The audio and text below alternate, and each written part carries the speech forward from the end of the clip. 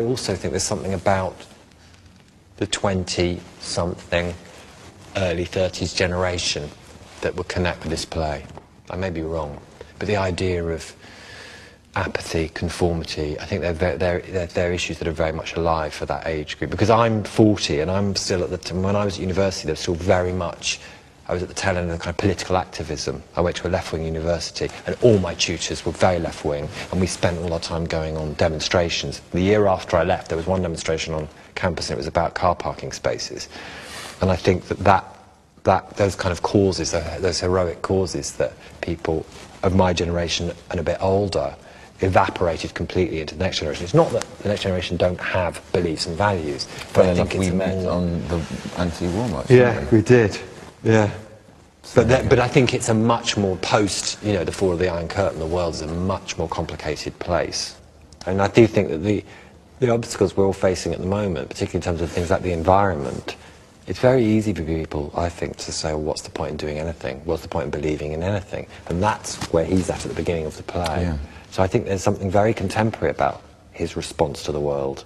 There's a huge squeeze on youth at the moment, massive, and it's all on a little bit of a knife edge. You've got consumerism and credit reaching a sort of peak. You've got underpaid, you know, virtual slave labour, I mean, a pathetic minimum wage. You've got increasing house price rises. It's very, very difficult for the young to grow old in a traditional sense and take on a purpose in life. There are so many obstacles. And certainly my generation, the generation you know, younger than me, is revolting against that now.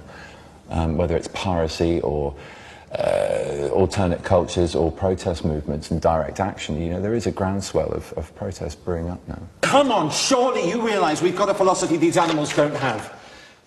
An irreplaceable system of values built up over centuries. People will take a stand, and it will probably come from an unexpected quarter that is denigrated as being apathetic and self-involved, but actually there's a great groundswell of spirit growing in this frustration that he experiences and what as he represents it as well, you know, for a wider. It is a strange friendship, Béranger and Jean. Jean is seemingly a polar opposite, and yet, in a weird way, I guess as polar opposites do, they attract one another. Well, not everyone can be like you. I can't adjust.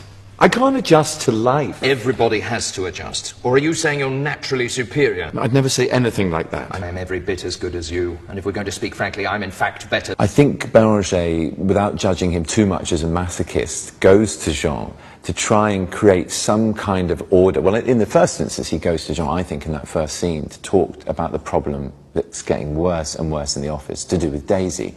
I probably think that's the reason why he got drunk the night before, why he's in such a state. And we thought, all we know, he might have just slept in the doorway. He's late for meeting Jean, although Jean is also late for him, but that's a side to Jean's hypocrisy which doesn't come out until later.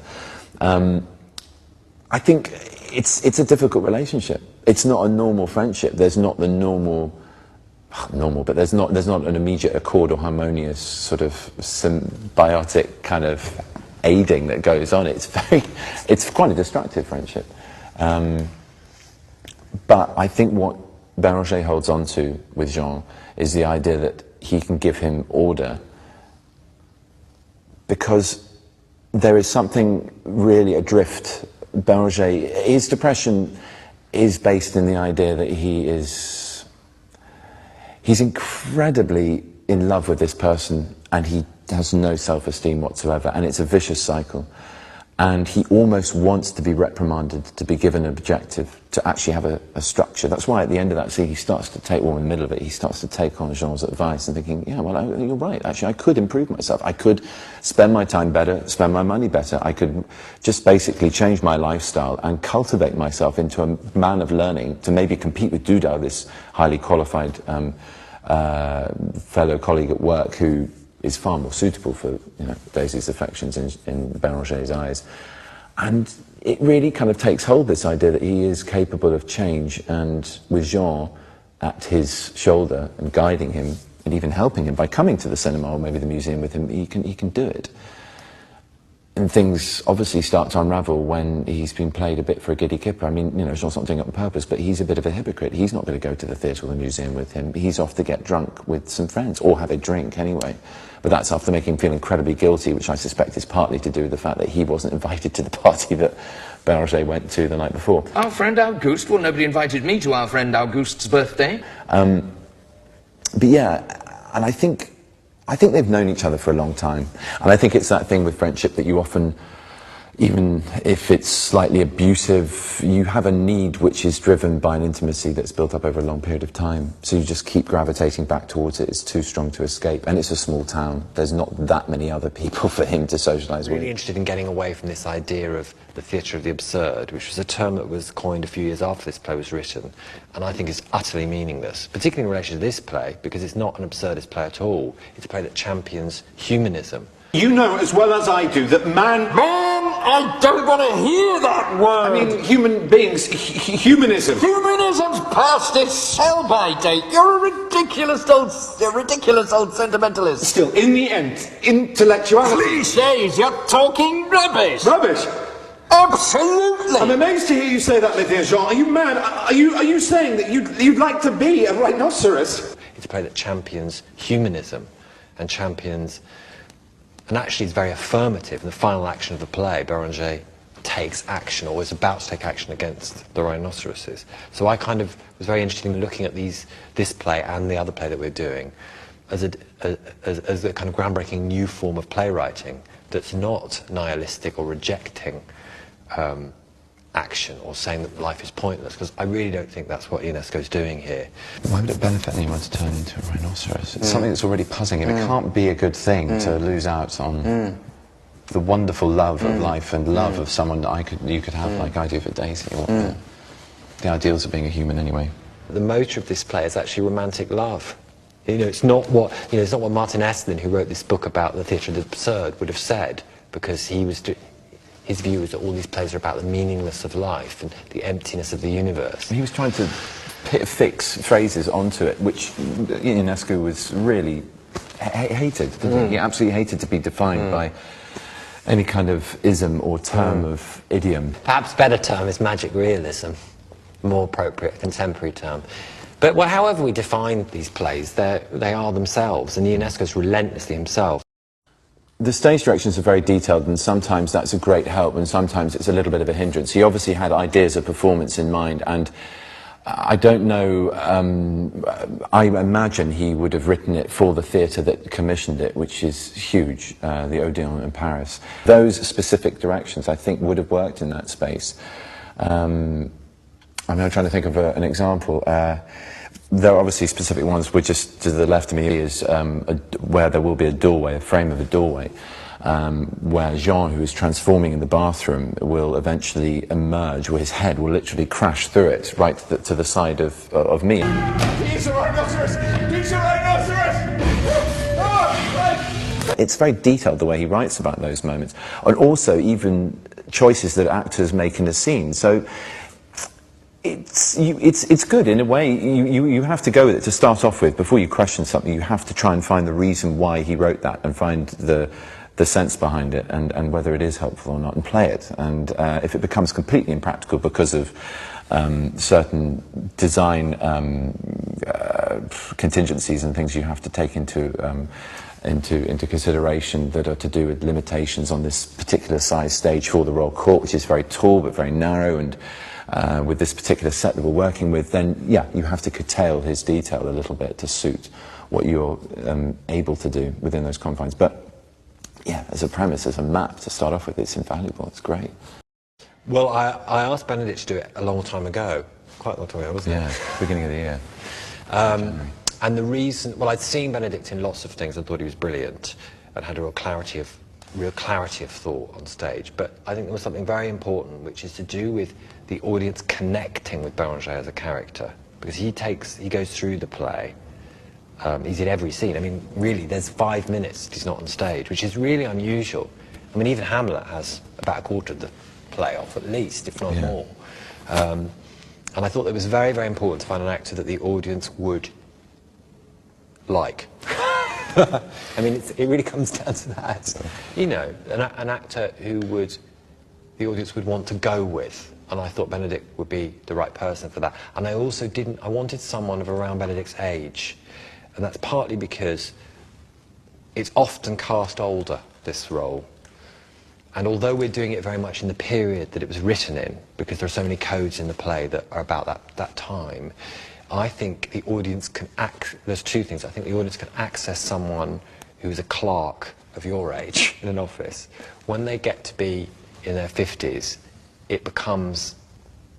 become other to the audience. And it was really important that they go with him on this. And I also think there's something about the 20-something, early 30s generation that will connect with this play. I think the big discovery in the last rehearsal was how the emotional life gets him into Rhino mode, and that was great. So I think we should just pursue that and see where we get to. I know you too well to believe that this is what you really think, because you know as well as I do that man... I don't want to hear that word!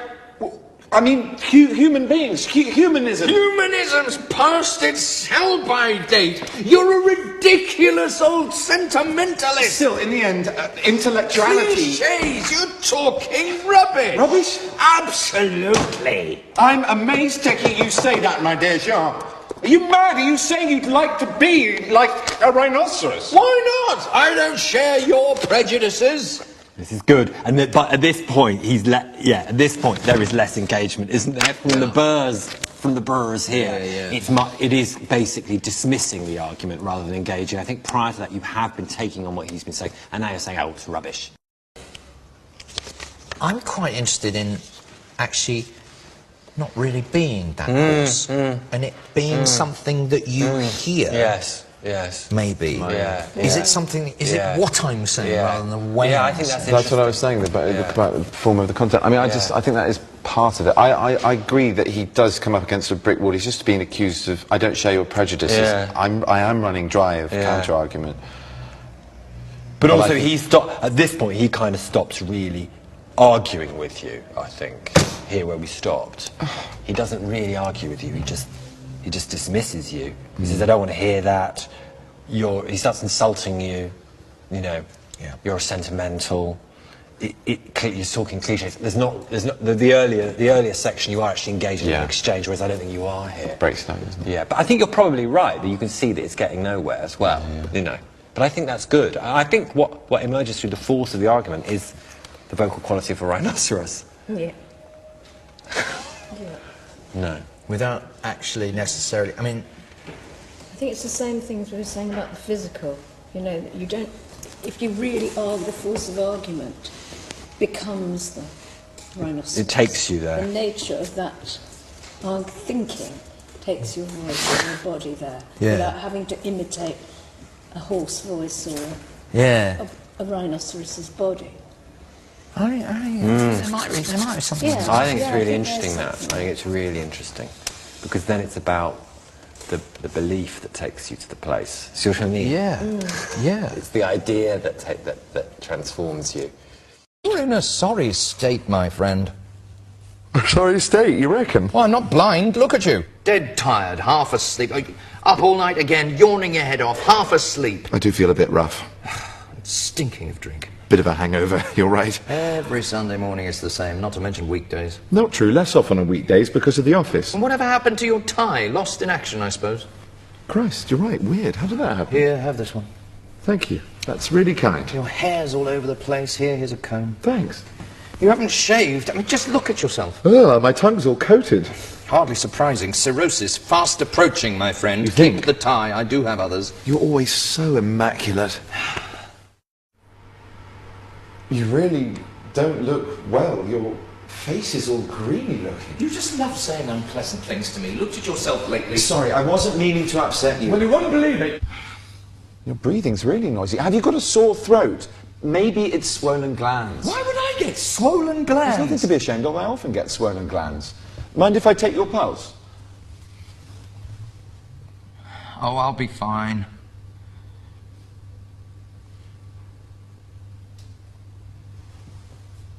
Your pulse is completely normal, nothing to be afraid of. I'm not remotely afraid. Why should I be? You're right. A few days rest and it'll pass. I don't have time to rest. I need to get food. Well, you can't be that ill if you're hungry. But you should rest all the same, just as a precaution. Have you called the doctor? I do not need a doctor. We should still call the doctor. You are not calling the doctor because I do not want the doctor to be called. I can look after myself. It's wrong not to believe in doctors. Doctors invent non-existent diseases. Yes, but they mean well. It's because they like looking after people. They invent diseases. They invent diseases. Well, they may very well invent diseases, but at least they cure them. I only trust vets. Your veins, they're all sticking out. They're swelling up. Sign of strength. Well, yes, it's a sign of health and strength, but the thing is... Don't stare at me like I'm some strange animal. But your skin... Well, but what's my skin got to do with you? Do I go peering at your skin? It looks like it's... It actually looks like it's changing colour. It's going green. It's getting hard. Don't go feeling me like that. What's wrong with you? You're being annoying. This is really more serious than I thought. I think we've got to call the doctor. You leave that thing alone! Just you mind your own business. Fine. Fine, it was for your own good. I know what's good for me better than you do. You're finding it difficult to breathe. People breathe how they breathe. You don't like my way, I don't like yours. Your breath's too feeble, can't even hear it, like you'll drop dead any moment. Well, obviously, I'm not strong like you are. So I send you off for strength treatment to a doctor, do I? We each do as we please. Please, don't be angry. You know perfectly well I'm your friend. There's no such thing as friendship. I don't believe in your friendship. You're hurting my feelings.